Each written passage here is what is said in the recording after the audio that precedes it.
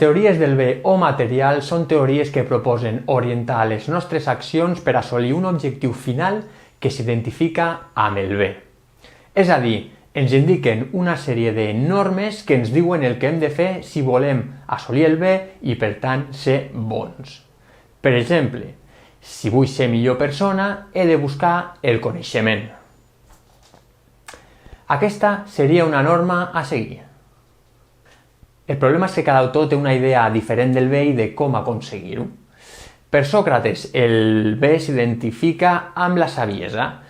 Per Aristòtil, el bé s'identifica amb la felicitat. Epicur, el bé s'identifica amb el plaer. I els utilitaristes també ja hem vist que utilitzen el plaer, però al major nombre de persones.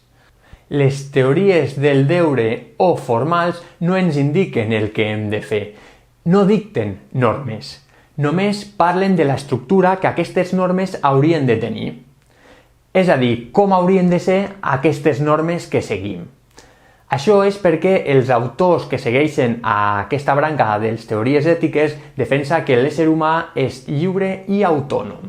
Si l'ésser humà és autònom, no depèn de cap autoritat moral i, per tant, ha de dictar-se les seves pròpies normes.